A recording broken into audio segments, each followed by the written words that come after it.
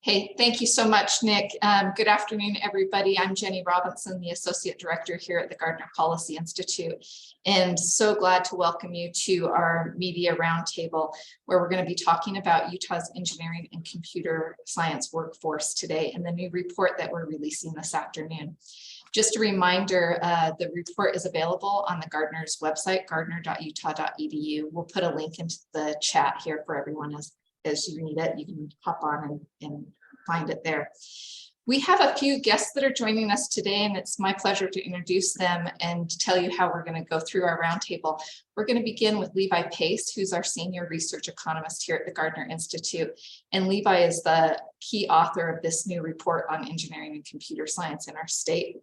He's going to give a few highlights, go through a few slides, and then following that, we're going to have some commentary from Dean Brown from the College of Engineering at the University of Utah, Steve Price, who's on the Board of Trustees, and the founder of Price Realty. And then we'll go to Sid Tetra, who's the founder and the president of Women's Tech Council. Following that, we're going to open it up for questions from the media, and we look forward to hearing from you. Levi, with that, I'd like to turn the time over to you and give you a chance to share with us the importance of computer science and engineering in our state. I was just with Natalie Gardner, who's our director here, and she was sharing with me a really important data point.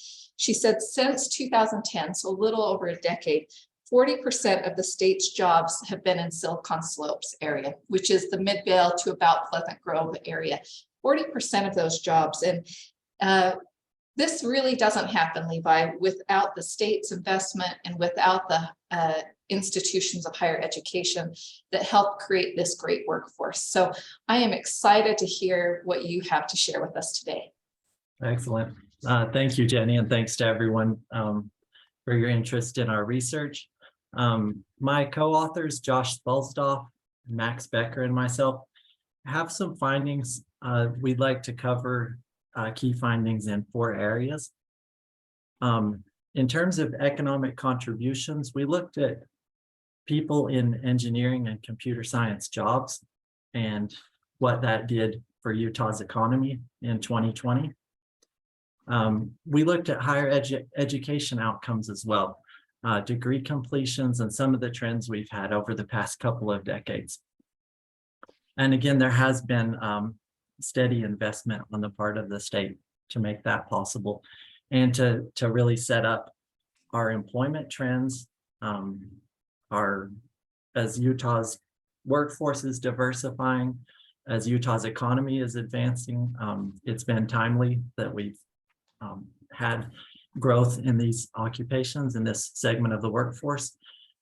We also cover some of the patterns in terms of pay comparisons between occupations, what kind of industries engineers and computer science workers go into, things like that.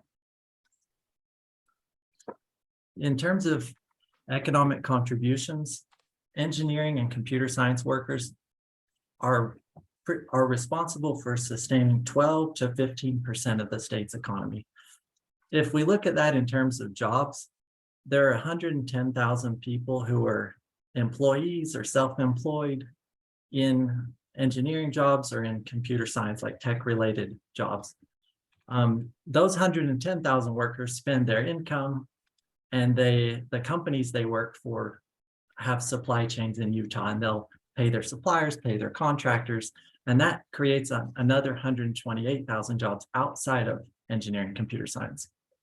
So we go from 110,000 jobs, or 5.6% of the workforce, in engineering and computer science in Utah, and that's how we make the jump to 238,000 jobs. We did some economic modeling, and we found those connections. These are high-paying jobs, and the direct earnings impacts when we're talking about engineering computer science workers themselves was $13.9 billion, which is a bigger share than their share of the employment impacts. And that's the one that gets us to 15% of Utah's total earnings, worker earnings in 2020. GDP is a good measure of productivity or value creation, value added. 25 billion in a 200 billion economy is something you don't see very often from, again, this is 5% of the workforce that's making this big of an impact in our state. So we've gotten to this point thanks to a pattern of growth over at least 2 decades. Our data here starts in 2000, and you can see these shaded bands in 2001, the Great Recession in 2008, 2009. So you had the dot-com bust, the 9/11 recession, and then a little short one in COVID in 2020. So that's what those are. We're looking at the number of degree completions at 8 colleges and universities in the Utah system of higher education. And you can see the University of Utah in red, that band at the bottom, and you can see the other leading universities and all of the colleges that contribute to this. We've more than doubled the number of graduates. We were at above 3,700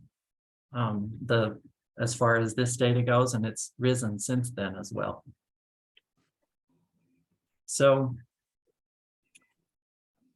it's good to see growth in these majors, in these, by the way, those were associate's degrees, bachelor's degrees, and graduate degrees as well. It's good to see that kind of growth because there's been really high demand in the labor market for people with these skills.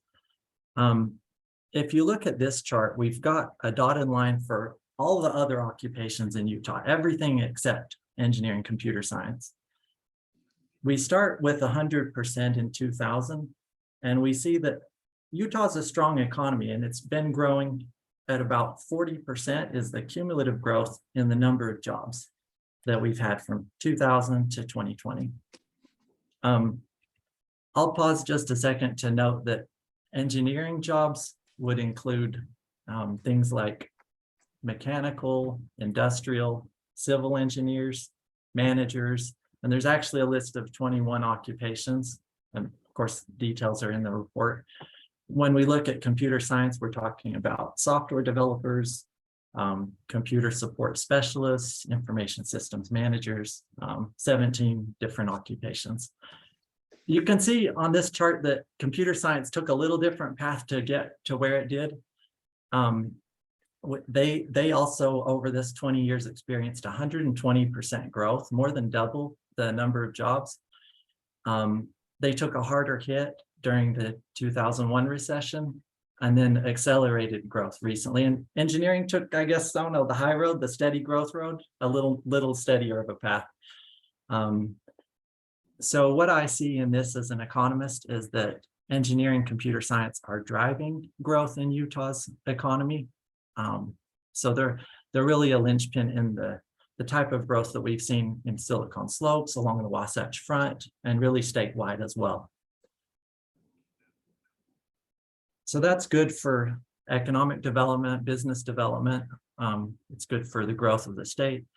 It's also good for the people who are in these jobs. So folks from all backgrounds and walks of life that get into an engineering track or a computer science career, they're making perhaps double on average in terms of their wage, their average wage, and that's in 2020.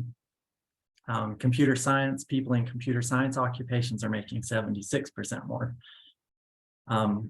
So those were findings that we had as well. As far as which industries are employing people with this skill set, it looks like a little over 1/3 of engineering computer science workers went into professional, technical, and scientific services, those top 2 bars. What we've got here is 15 industry sectors, and I've shown the 8 largest ones. So you'll see the 8 that had at least 5% of the workforce, of the engineering or computer science workforce. And after professional services, they start to differentiate just a little bit. Like we see engineers going more into manufacturing, government, construction. Some of that's probably no surprise. And people with in computer science jobs are more common in information services and business services, and then in like fintech, banking, that sort of thing down at the bottom.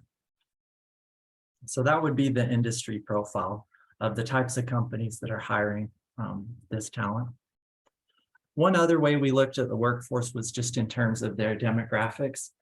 And we've seen that people who are in racial and ethnic minorities, as well as women, tend to be underrepresented in engineering computer science occupations. For example, here we see women in Utah, and this is not really a Utah specific phenomenon nationwide. We know that women are established in engineering and computer science careers and workplaces, but definitely not at the rates you'd expect based on Utah's population and women's participation in other industries in the state. And so that was one other pattern we observed just in the workforce data. I just, as I was doing all of this research, those were our main findings. It was striking how impactful engineering and tech talent has become to Utah's economic well-being. And I can see that degrees and jobs in these fields can really be an opportunity for people of all races, ethnicities, and genders. Looking forward to what the other folks have to say who have spent a whole career in what I've been observing for the past year or so as we did this project. So, Levi, you deserve a lot of compliments for the incredible work that you've done to showcase how important this industry is to our state, the workforce impacts, the GDP impacts, the earnings impacts, and really appreciate your work. I'm going to turn now to Dean Brown from the College of Engineering. Dean, Levi showed a really important graphic there that showed the number of graduates has more than doubled since the Engineering and Computer Science Initiative began under Governor Leavitt and the legislature's leadership more than 20 years ago.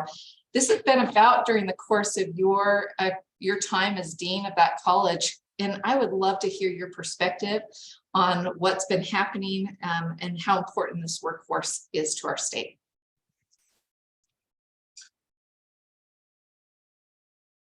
Oh, I'm sorry, Dean, we didn't get you unmuted. There we go. There we go. Sorry about that. It's a problem remembering in Zoom. First of all, a big thanks to Levi and his colleagues at the Gardner Institute.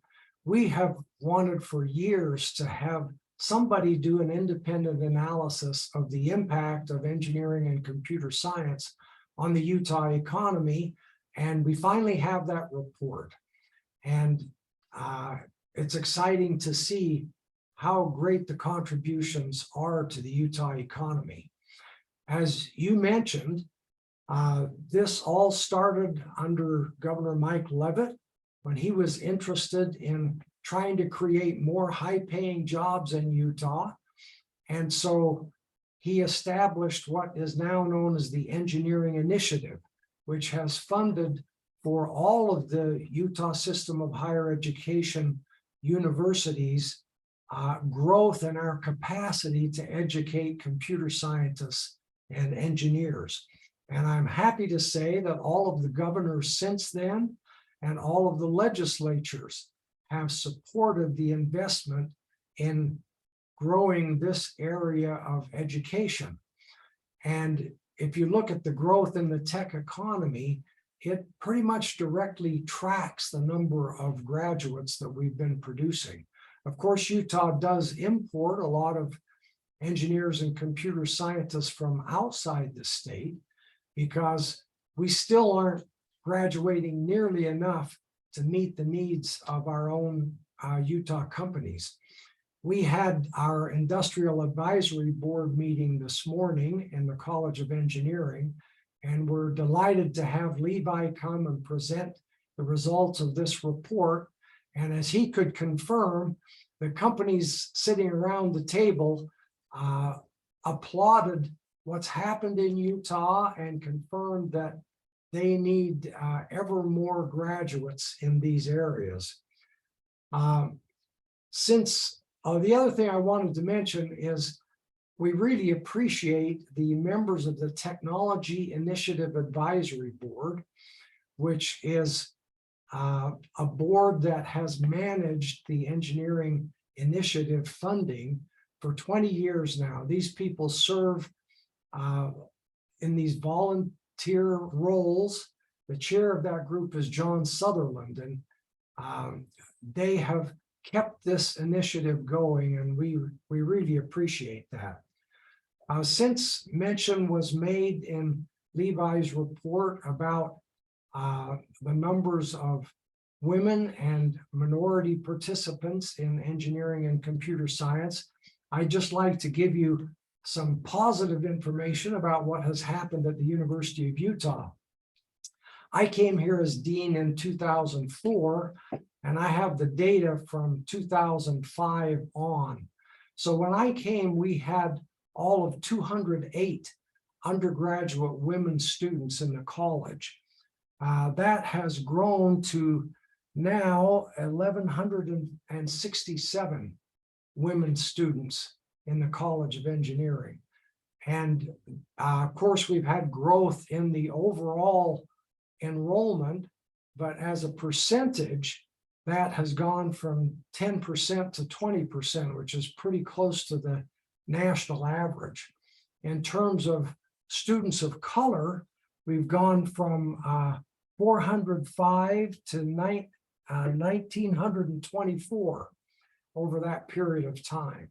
So I just want to make the point that engineering is definitely open to any student who has the interest and commitment to do the work.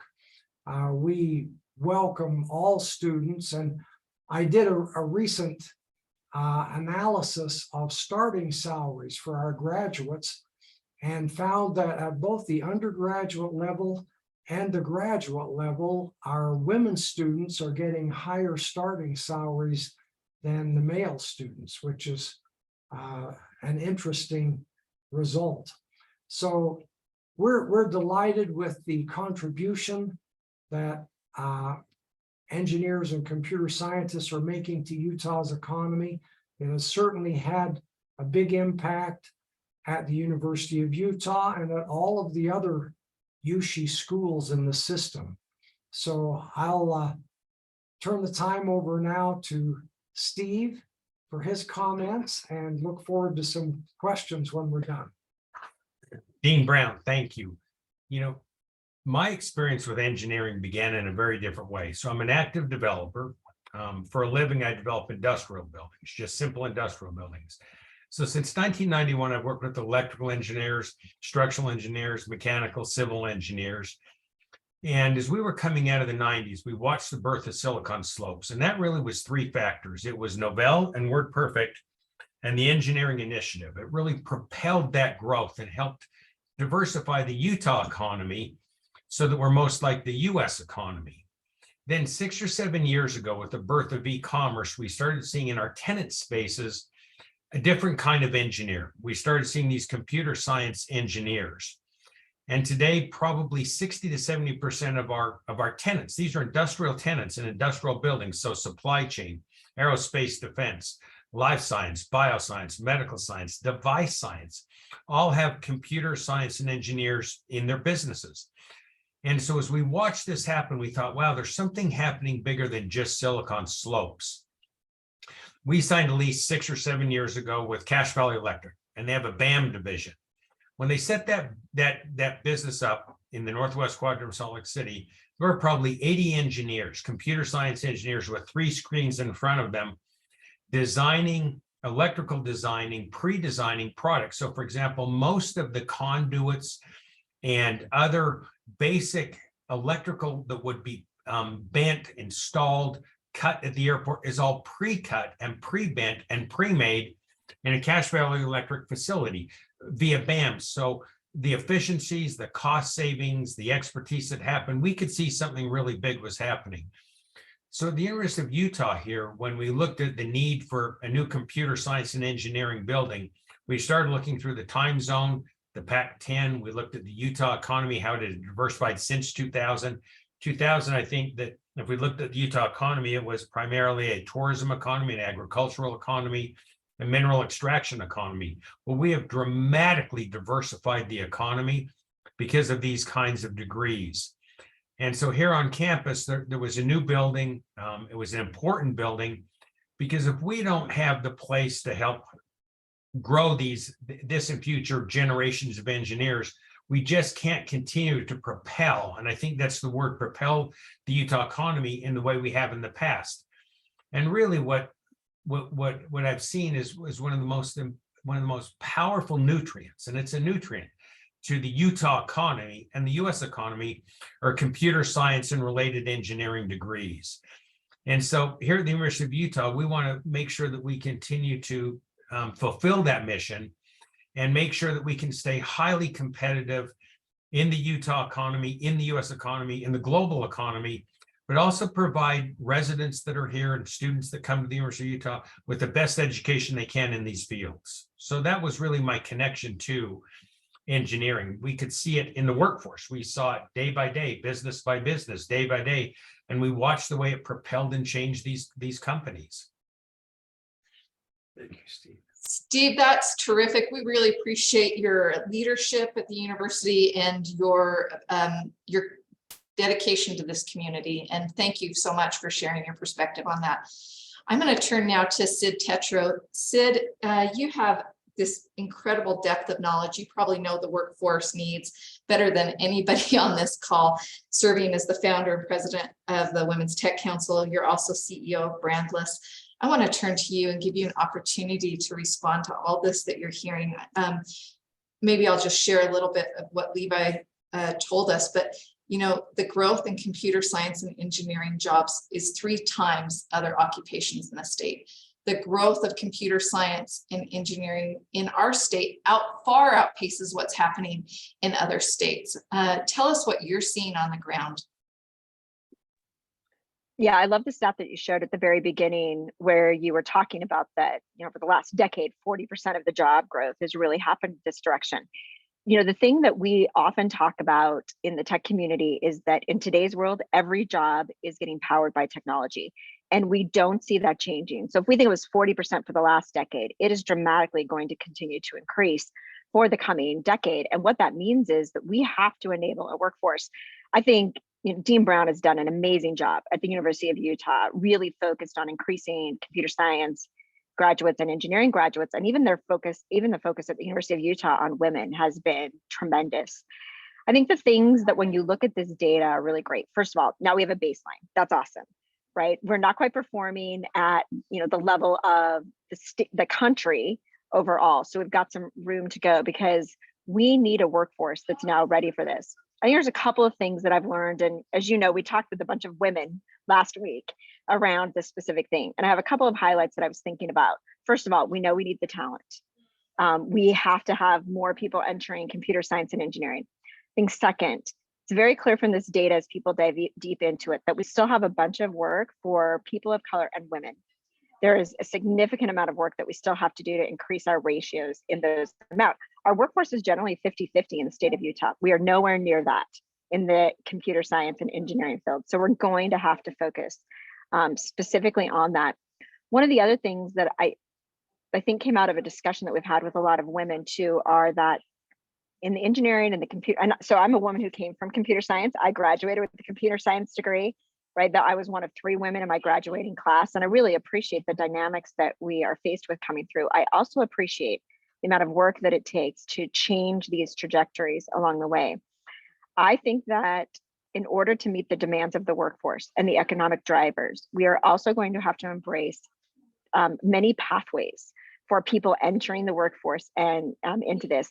We have amazing universities, the foresight of Levitt to put in place this thing that runs, an economic package that has 20 years horizon. We need the next one for the next 20 years. And I think it's going to require a few more tools in the mix, which is what the data says. If you want to change a number from, I think the report said 17% of computer science graduates, I'll just use women for a moment, are women. We want to change that number and get 50% of them. It requires something different than what we've done to date because we haven't moved the needle significantly in the last 20 years enough for that demographic. And so when I look at this report, I'm so grateful that we have a baseline. I'm grateful for all of the economic infrastructure that we've put in place in order to address this. And now I think what this gives us is a roadmap for saying, well, if you want to go change all these ratios, we know that the next 40% growth is going to come from tech. What do we have to do for all of those students who need education and skills to enter this workforce? It is our strongest economic driver. It pays more than the average salary. These are critical things for our economic development. And as such, it needs an ecosystem around it. And I think that's our next challenge. So I think from this, we start architecting a roadmap for the next jump up in graduates. And I think we also have to architect new pathways into the tech ecosystem for many people who are either re-entering the workforce, who come from non-traditional education paths, or who come from underrepresented communities where there hasn't just been a natural culture that's brought them along. And so I think those three things are going to be key to the next steps that we take, and what this information then empowers us to go make decisions on, because now we have so much better information than we ever had before. And I think that information's power to creating a roadmap for the future. Sid, thank you so much for sharing that. Really appreciate your leadership here and your help as we talk about these results and what's next for our state. The next thing I want to do is just open this up to questions from the media. And maybe the best way to do this is, if you have a question, you can use the hand little emoji and we'll call on you so that we don't have a bunch of questions coming in and being distracting to us all. I want to remind you, as you are thinking about questions you want to ask, that we did put in the chat a link to the report. It's available on Gardner's website, gardner.utah.edu. But at this point, let's open it up to questions from our media partners here.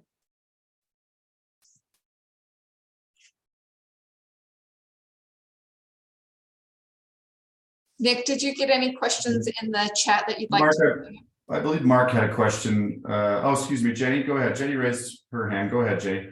Jenny, would you like me to turn on my camera? Either way, Jenny, it's fine. Okay, so I'm a reporter for the USU Statesman, and I would just love to hear about some of the your engineering plans to not only expand with Utah State University, not just with the University of Utah, but also with USU. Now, maybe I can answer that. The engineering initiative is a statewide program. It involves all of the USU universities. So the way it works is we coordinate with one another. In fact, we had a meeting of the Utah engineering deans just a couple of weeks ago. It's hosted at a different university every year. And John Sutherland, who I mentioned is the chair of the Technology Initiative Advisory Board, attends those meetings. And so we make our plans in terms of whether it's appropriate for us to go back to the legislature. So we say to the legislature, for example, if you can provide another $5 million ongoing funding, we'll graduate another 400 engineers and computer scientists per year. And so the TIAB takes proposals from all of the universities, and based on how much those universities have grown since the last tranche of money from the engineering initiative, and based on their proposals for what they do with it, this independent committee allocates the funding to the different universities. Much of that money has gone to hiring new faculty members, but it's also been used to hire advisors, accountants, and so on that are needed as the student body grows. And then as we grow the number of graduates, when we reach the number that we promised to the legislature, then there's an opportunity to go back again. So every 2 or 3 years, we go back to the legislature. And as I said, they've been wonderful about supporting growth in computer science and engineering. And that has been one of the key factors in growing the high-tech industry in Utah. May I ask a follow-up question? Sure. Okay. What would you recommend that USU do, or other universities throughout Utah, to promote computer science and engineering students to take classes, to continue to become engineers throughout the college career? Well, I can tell you one of the things we've done here, and I think all of the schools do this to some extent. We have a very active outreach program. We have a display that we call Discover Engineering that we take to high schools. So it's in a different high school every week. And we just make students aware of the opportunities in these fields, because so many students really know nothing about engineering. They don't know why they should be interested. So we want to help students to become aware of the opportunities. And then we also tell them what courses they should be taking in high school to prepare themselves so that they're ready to come into an engineering program. There are a couple of other things we've done that have made these disciplines more accessible to students. We recently started a center in our School of Computing that is focused on recruiting women students into computer science. As you may have noticed on Levi's slides, the percentage of women is not where we'd like it to be. And so that, I think, is going to be very helpful. We also have a master's degree called the Master of Software Development. We put this together in response to requests from Utah industry. They said, we can't find nearly enough people to hire in software development. So this is a unique program that takes people who don't have an undergraduate degree in computer science or engineering, but if they have a degree, they have to have a bachelor's degree and they have to have strong analytical skills. But there are a lot of degrees that meet that requirement. And we take them into this very intensive cohort-based program. And in 16 months, they graduate with a Master of Software Development degree, and they get six-figure salaries. They're in great demand. So we're doing a number of things to try and help more people come into these areas. Jenny, this is Steve. I would answer it in this way, and this is a lens I think I have as a trustee here at the University of Utah. The Higher Board of Education is a system of schools. So you have 8 colleges and universities and 8 trade and technical schools, plus Westminster and BYU, so 10 and 8. And we're a system. So you may begin, for example, at the Harriman campus of SLIC and then finish at the University of Utah. It's called the 2+2 program. But I think to answer your question in a broader way, we have 29 counties in the state of Utah. And not to pick on a community, but I happened to be in Bothwell, Utah last Saturday. And let's say that you are a 4th generation high school student of Bothwell. And you want to maybe stay in your rural community, but you want to receive an education. So the answer is, why can't you do both? And what that looks like is this: every rural community in Utah and throughout America, they need a doctor, they need a lawyer, they need a nurse, they need different kinds of engineers. So for example, in legal, you need water law, estate law, real estate law, farm law. Same thing in engineering. You need different kinds of engineers. So today, with a digitally connected Utah and America, why can't you do both? Why can't you come to the University of Utah or USU, receive that degree, and then go back to your community? And I think that's the way that we really propel the broader economy. Also, to answer your question, you may earn your undergraduate at Utah State University, but then want to earn or need different certificates along the way, or a master's degree where you would come to the University of Utah. So we're a system. Thank you so much for answering my questions. What's the name of the program that you stated, especially the one focused on rural communities? Well, it's not a program as much as it is the idea of what we can do with computer science and engineering. Okay. To make sure as few as people as possible are left behind and communities aren't left behind. Sid, do you have an answer you want to jump in on this? And then after that, we're going to go to Sophia for her question. Yes, Sophia, and I saw a question jump up in the chat too. I think one of the things that we find especially for young women when they're pursuing education, the number one drivers that are making them not choose careers, because we teach all sorts of STEM stuff in high schools. We have curriculums for Scratch programming and HTML development. We do all of those things. But 90% of the young women tell us the reason they don't choose STEM degrees are because they have no role models and they have no mentors. They've never seen someone in that field before. They don't have enough exposure. So much of what the work that has to be done is broadening people's their vision to see what they can become and showing them these great people who have forged paths before that align with what their passions are. The education systems are amazing, but we have to show people that they belong in these and that their talents can be used to help solve some of the most important world's problems, which is what technology did. I would just add, there was a question that came up in chat about, do we have demand for these jobs? And I would just mention that typically in the state, we have somewhere between 3,000 and 5,000 open tech jobs that we can't fill based on engineers that are coming, based on talent in the state.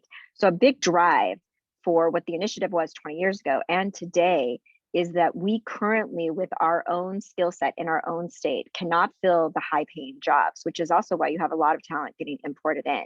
So it is imperative that the generation coming up gets inspired to go solve the world's problems through technology, get an education, jump into our system, get the skills, the certificates, whatever the pathway is, in order to fill these 3,000 to 5,000 jobs at any given time that really drive the economic engine. Because if we can't fill them, then they go elsewhere. And that's really the reason that we all care so passionately about this. Is it's up to us. It's up to our education of our own children in order to move them into these pathways. And we have the workforce to do it.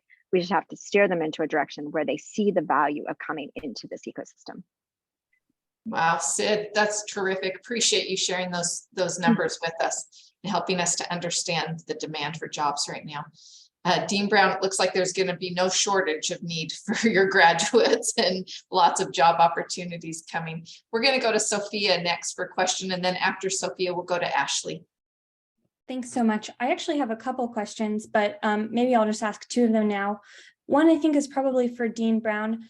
I noticed in this data that at the University of Utah, Pell eligible student numbers had declined as a percentage of enrollment. In particular, it looks like at the College of Engineering, it declined from a high of 35% in 2012 to a low of 23% in 2021. And I was just curious sort of what your explanation is for those numbers are. And, if there is a concern, we're talking about sort of equity, getting more women and minorities into these programs. It seems like, having lower income or Pell eligible students might be part of that. And then also maybe this is a question for Sid, but it looks like in the data, there's sort of a persistent pay gap problem as well. And I appreciate that you guys are, working sort of on the ed side to get more people getting degrees, but it does look like, even 8 years into the field, women in Utah in the computer science and engineering programs are, experience a pretty big pay wage gap. And so I was wondering if you could talk about just some potential solutions there, sort of what's going on and what can be done. Okay, thank you, Sophia. I have to say I don't have an answer if we actually have a smaller percentage of Pell eligible students. That's a bit surprising to me. I can tell you that 40% of the undergraduate students in the University of Utah College of Engineering are students of color. And about 25% of the high school graduating class in Utah are students of color. So we're actually way ahead of the demographics in the state in terms of students of color. I don't have data on, people's economic situation to tell you how many are Pell eligible.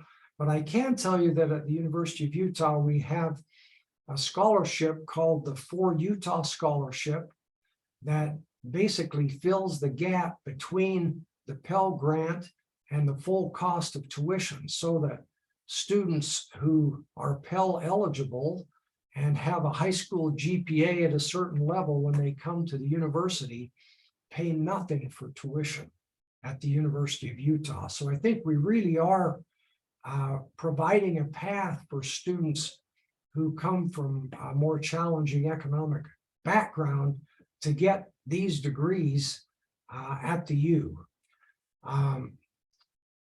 So I mentioned in my earlier remarks that at least when our students are graduating, the women are getting slightly higher salaries than the men are. So that's the data that I have from our careers office. And I can't really speak to the data that's in the report that shows that at some later point that may not be true. But I think an important thing is to compare people by their cohort so that, sometimes people will look at the total average salary for men and women in, for example, computer science, but you have to realize that we haven't had very many women in that field until the last 15 or 20 years. And so we may be comparing people who have had less time in their careers. So you have to be very careful to make sure that you've normalized things in the comparisons. Yeah, that's a great note on that. And just commenting on that, I love your comment on the cohort analysis, because I think that's a really critical component on that. I do know in this report that as it looked and analyzed the data, I think in the salary pay ranges, women are actually at the bottom and people of color are ahead, and then white men. So clearly there's a bunch of work to be done. What I would say is one of the initiatives that's happened in the tech companies that is a very active one and that has really happened over the last 3 to 5 years is a very aggressive plan around doing an pay analysis, a pay gap analysis across their entire employee base based on, as the dean said, level of experience, what that tier is inside of the company, what those salaries are, and then an evaluation. I actually think the tech companies are leading the way on this. It is a very, very important and critical item for all of the people inside of companies to understand that we have equitable pay across them. The data does, however, say that there is a significant pay gap, which is also then in turn represented in the numbers that place Utah 48th for women to work. Those are intrinsically tied in those numbers. So I still think there's a bunch of work to be done on this because we clearly haven't solved the problem. It's great news that new students coming into the workforce, we're seeing more pay equity there. That's phenomenal. That's exactly one of the things that we need. We need all of the various components to then hit their strides and be there. And pay equity as you come out of school is just one of them. The other one is pay equity for people in fields. And that is one that there's aggressive conversations on. And I would argue that the tech companies are doing a very good job of evaluating this and making the appropriate changes. And then we just still have to continue to push that. And it's very clear from the data, there's still work to be done in all of these areas. I think that's why we have to look at this report as a roadmap. Where are the biggest gaps? Where can we make the biggest impact? And what do we go attack first in order to make a great outcome for the next generations coming? That's really our call to action from this information. Do you, Thank you. can I Go just ahead, ask a Sophia. quick follow-up? Sorry. You mentioned sort of that tech companies are looking at this and they're making appropriate changes. Do you have any sort of concrete examples of what that might look like? Just because, when I look at this data, it looks like, 8 years into the 8 years after graduation, sort of that pay gap between men and women is, over $10,000. And so I'm just curious, what folks are doing and what exactly that looks like. So I'm going to give you kind of 2 other just pieces of insight that I think are really interesting. So one is what it looks like from a pay equity standpoint, or what tech companies have been doing is going into all tiers of employees. So let's take employees that are 8 years in, and they'll look at the level of those employees. Are they a manager? Are they director, senior director, VP, executive suite? And how does what they're making compare against the cohort of all of the company so that everyone's in those bands? So that's how the implementation of the banding and the pay analysis works. And then we've heard a lot of companies, I can't actually quote exactly who they are, but they've been, the ones who have been public have talked about the fact that they've then made adjustments in those salary bands to make sure that people are equitably paid. I think you're also pointing out something that we see in tech for women specifically, which is we have a fairly high attrition rate for women once they get into the fields, leaving in what we consider mid-career or before they get into the executive ranks. And I think that's what is probably also playing into the data a little bit, is that fixing the number of women in tech isn't just how do we fix the education. It's an entire tech pipeline. There's only 5% of women who are in executive positions of tech companies. What that tells you is that there's a huge pathway between the students or the workforce that enters at the beginning and what happens throughout that entire pipeline. So when you look at that 8-year, it's a typical place where we're seeing women still stay in the workforce but leave tech. It's a very concerted effort for us now to say what's happening in culture, what's happening in companies, and how do we fix those in order to get those women to stay, because we need them in the executive ranks as they further their careers. And so I think all you're seeing in the data, there's a lot of work to be done to make sure that we're having a diverse workforce from beginning all the way to the boardroom. It really goes from high school to the boardroom, and it takes a lot of programs to do that. And we just have to focus on those areas where we make great impact. And then we have to keep moving the areas that we focus on and do many of them at the same time in order to really propel change. Thank you all for your answers on that. Let's go to Ashley for her question.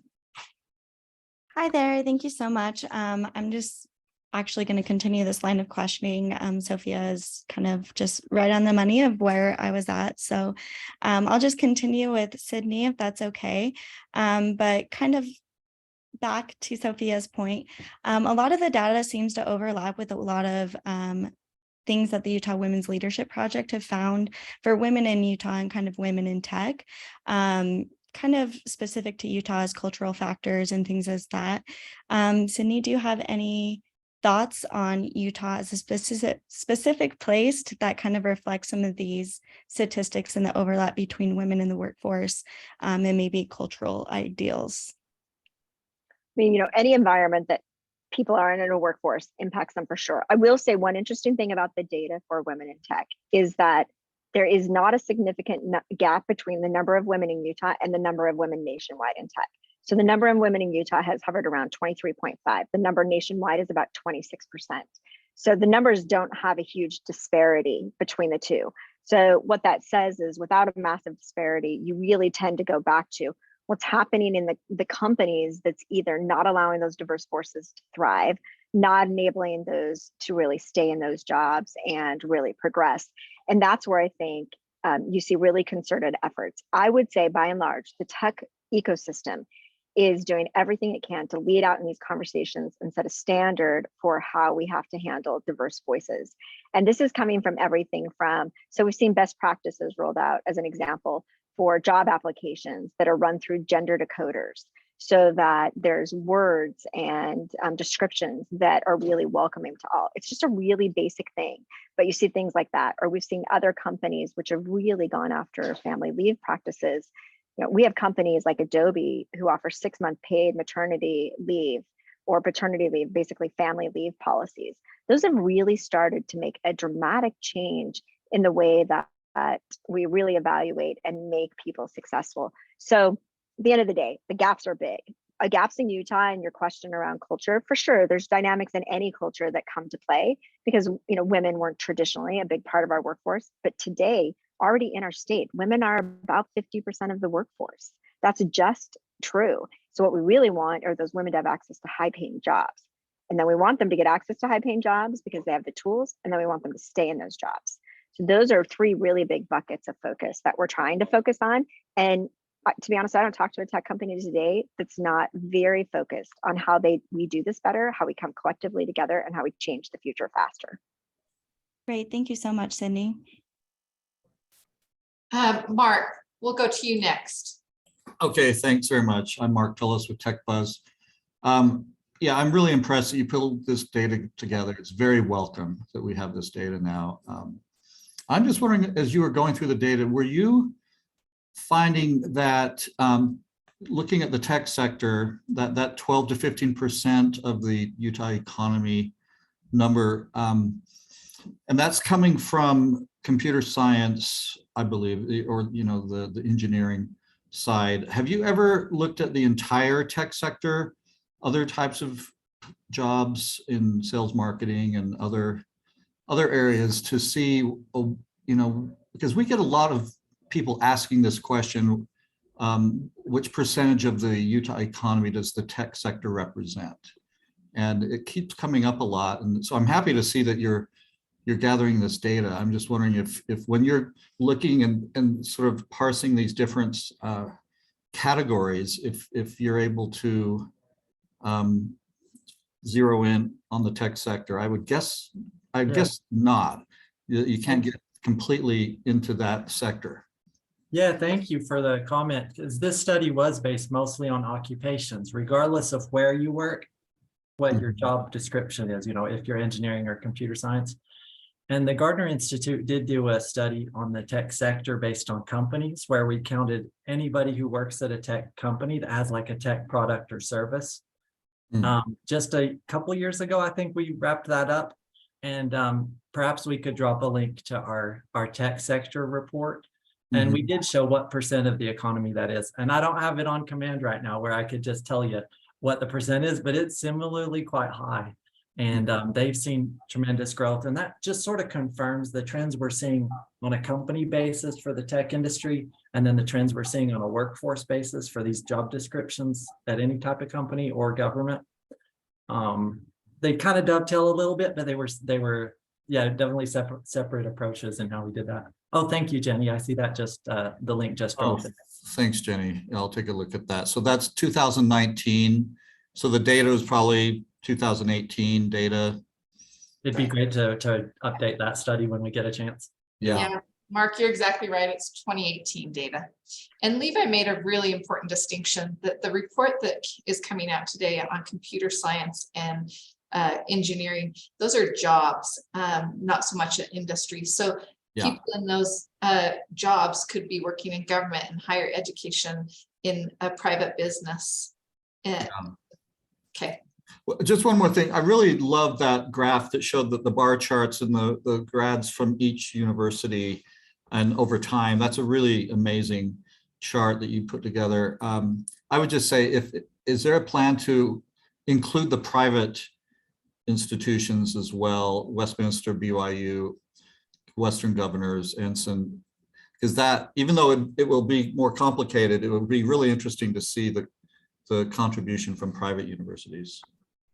Yeah, we had data sources, for example, on page 11, table 3.2, that covers some of the, at least for 2020, but we didn't have the exact same trend data over the whole 20 years from all of those private institutions. We were looking a little bit for alignment with public funding and then public institution outcomes, but the truth is that some of these private institutions are so key in terms of turning out high quality, like well-prepared graduates, that we addressed it where we could. And I mean, we see Western Governors, BYU, all of those contributing over 800 computer science graduates and over 600 engineering graduates in 2020. And we see Weber State, for example, up there by Hill Air Force Base, doing things.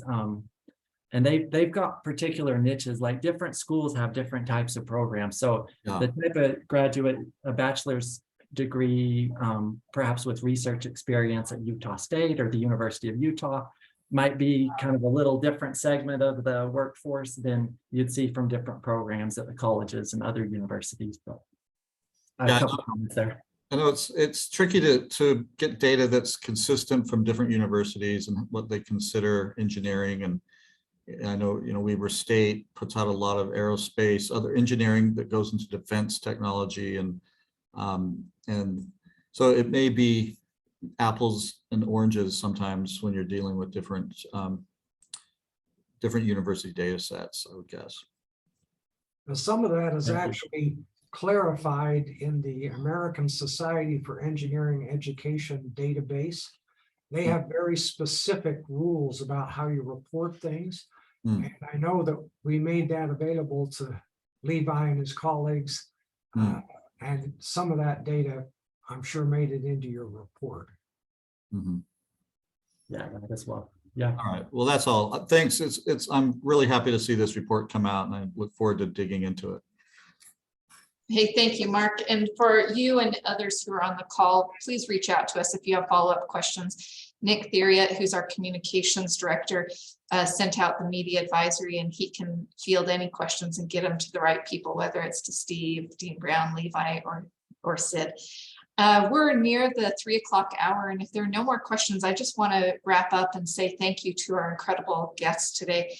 Dean Brown, thank you so much for joining us and your leadership at the University of Utah. You guys produce the most graduates out of that College of Engineering than any other school, and I'm proud to be a U alum, and I know that Steve is as well. Steve, thanks for your help and your leadership at the University of Utah and all you've done to support the work of this report. Sid, thank you so much for joining us from San Diego. We hope you get to enjoy the rest of a nice afternoon. Appreciate all of the insight you had on Utah's workforce and how important our institutions of higher ed are to meet the needs of our workforce. And then finally, Levi, you deserve an immense amount of credit and thanks for all of the work that you have done on this report. I know it's taken more than a year, but it is the definitive piece on engineering and computer science in our state. It helps us to better understand the important investment that was made during the Leavitt administration and his foresight in seeing the value of investing in our institutions of higher ed to drive this economy, as Steve said, to propel our economy forward so that we have such an incredible place to live, work, and raise our families.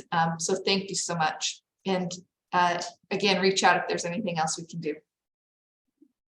Thank you. Thanks, everyone.